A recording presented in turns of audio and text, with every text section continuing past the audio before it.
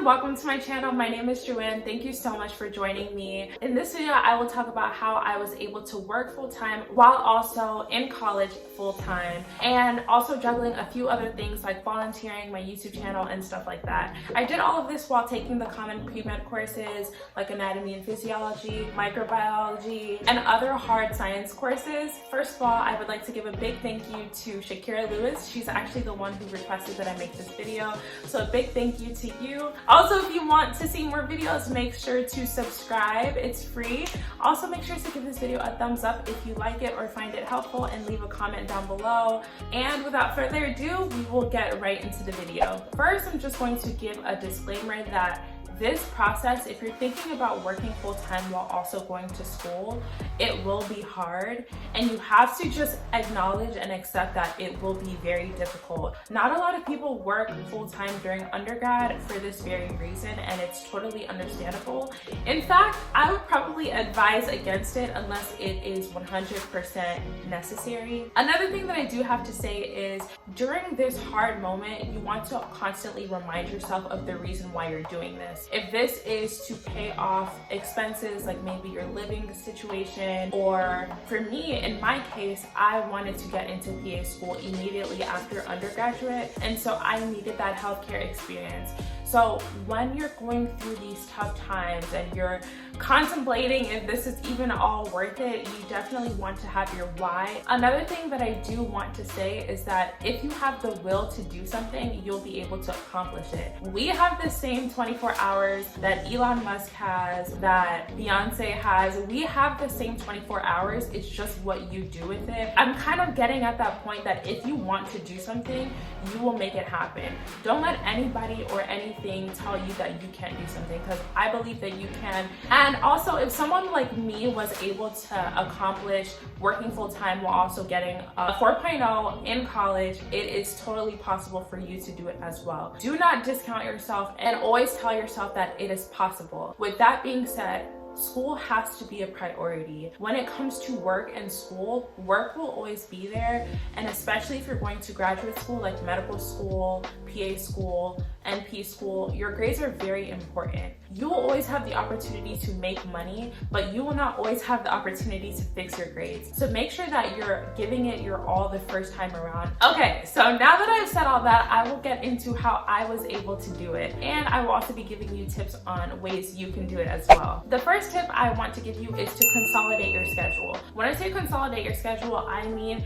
to squeeze all of the classes that you have to take in a semester into 2 or 3 days. When I was taking 21 credits, believe it or not, I was able to line up all of my classes in 2 days of the week. So on Tuesdays and Thursdays, I went to school, and the rest of the 5 days I had off. And this is very, very important. If you are taking classes 5 days a week, I'm not sure how you expect to work, and maybe it is possible, but it definitely will be easier if you do have most of your classes in 2 or 3 days. This is actually a picture that I found of my schedule when I was taking 21 credits. The only thing I have to say about this is you have to be prepared to be on campus for the entire day. For me and my schedule, I had to be at school from 8 a.m. to 9 p.m. Of course, I wasn't in class the whole day. I did have some breaks, but pretty much my Tuesdays and Thursdays, the entire day I was at school. So a tip for you to accomplish this is to make sure that you register for your classes early. Try to register for your classes as early as possible when semester registration opens up, because that is the only way that you have complete control over what your schedule will look like.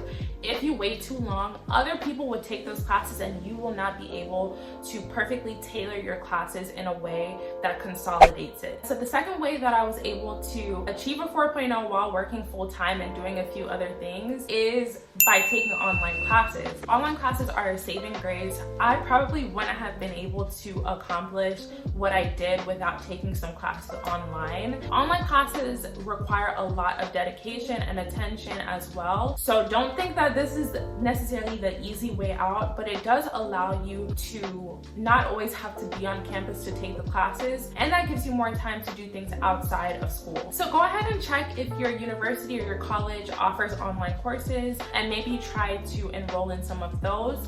If your college or university does not offer online classes, you can look at your local community college, and they should usually provide online classes, and try to figure out the transfer policy. So you definitely want to make sure that the classes that you do take at that community college or online school will transfer over to your four-year institution. So another way that I was able to juggle everything was working overnight. You definitely have to know what works best for you, and for me, I knew that most of my classes were during the day, so I could not take my classes at night, therefore I had to work at night. Another thing is I focus better and I study better during the day, so I knew that my classes had to be during the day and I had to work at night. Other people, it could be totally different. Maybe you have kids and maybe you need to go to school at night and work during the day, but it's something that you kind of have to tailor and see how it fits for your personal situation. As for me, I worked overnight and I worked 12-hour shifts 3 days a week. So 3 days a week I was working overnight, and 2 days a week I was going to school, which leaves me 2 days off to study or to relax or to do other things like volunteering. So the fourth way that I was able to accomplish all of this is by getting a planner. Getting a planner is single-handedly probably the most important thing that you need when it comes to achieving maximum productivity. Not only does it keep you more organized, but it holds you accountable. As I mentioned in my last video where I was talking about writing down your goals, when you're able to write down things that you have to do, it achieves a certain effect where when you see it on paper and you're like, I need to get that done. So this is my planner, and it looks a little bit messy, but basically what I did was I wrote down things that I needed to do for the week, and every time I got something done, I would cross it off. And this kind of like releases dopamine through my body, and I feel really good about crossing things off. So my tip to you is before the semester starts, you will be given your syllabi for each of your courses, and you want to go through your syllabi and write down every single assignment in your planner. You don't want to be writing things as you go along. You want to do things in advance. So you will be writing down all of your assignments, your projects, the due dates, your quizzes, your tests. You're going to put all of that into your planner before the semester starts. Then you want to start filling out your work schedule whenever you can. And so this gives you a visual representation of the free time you have and the things that you need to complete. It is also important that you get a planner that motivates you. So for me, I got a $50 planner, and I knew that because I spent $50 on this planner, I'm not letting this planner go to waste. Time and time again, I would go to Target and buy a $10 planner, and I would just throw it to the side because it was $10. Like, it was flimsy, it wasn't aesthetically pleasing, it was boring, it didn't motivate me. So get a planner that's cute.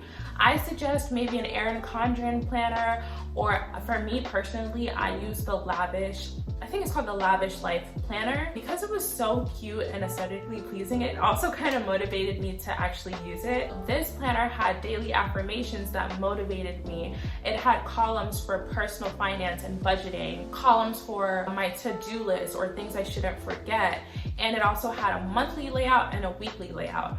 Monthly layout is definitely more overwhelming, as you can see from mine, and I actually think my weekly planner was even more overwhelming. You have to remember that it will look overwhelming. Take it one step at a time. Look at your planner and see what you can tackle one at a time. So because you're doing things in smaller portions, it will give you the opportunity to get more things done. Please guys, if you learned one thing from this video, it's to get a planner. It's literally impossible to memorize everything you have to do when you're doing so much. You don't want to rely on your own might or your own perceived strength of what is possible. You will forget things, you will miss deadlines and assignments, so please, please, please invest in a good planner.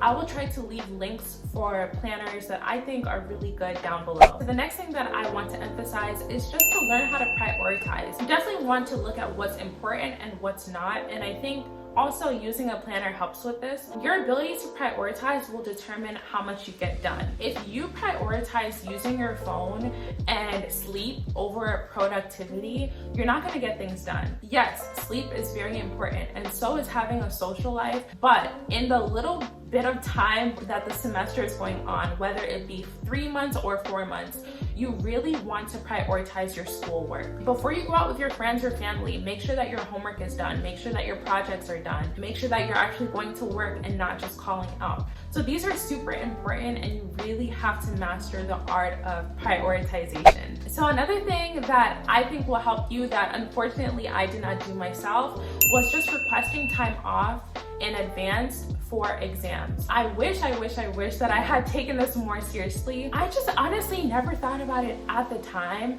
but if you know that exam week is from December 10th to December 20th, try to take a few days off of work to make sure that you have as much time as you can to study. The important thing that I want you to walk away with is that this is not just about going to school while also working, but the point is that you should be achieving a very high GPA while also working. So if you're not able to dedicate time to your exams because you're working, you need to find ways to take time off.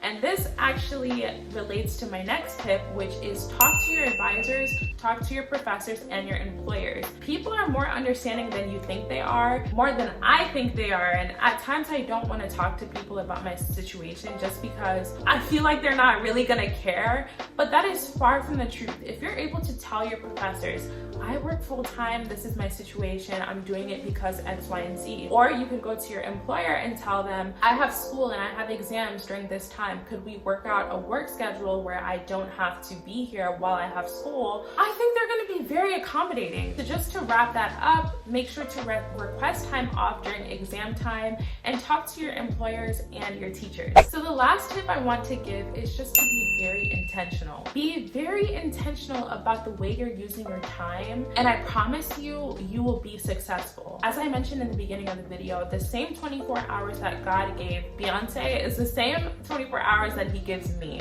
So it is up to me to get what I need to get done within those 24 hours. This includes putting down your phone, deleting social media if it's absolutely necessary, cutting down time that you would spend hanging out with your friends or your boyfriend. I do also just have to give this warning that you do need time to relax and have fun, but also be very intentional about that. Plan out the hours of your day.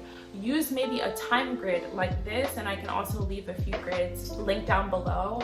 But be very intentional about how you spend every hour of your day to maximize your productivity. Honestly, I think that's all I have to say about how I was able to do that. I hope this helps. If it didn't, I'm so sorry. But I really did hope it helped. It helped me so much, especially the part about getting the planner. So just make sure that you invest in yourself by doing these things. And if it worked out for you, make sure to let me know. Or if you find any of these tips helpful, make sure to let me know. I would appreciate it so much. And I will see you guys in the next video. Thank you again so much for watching. Bye.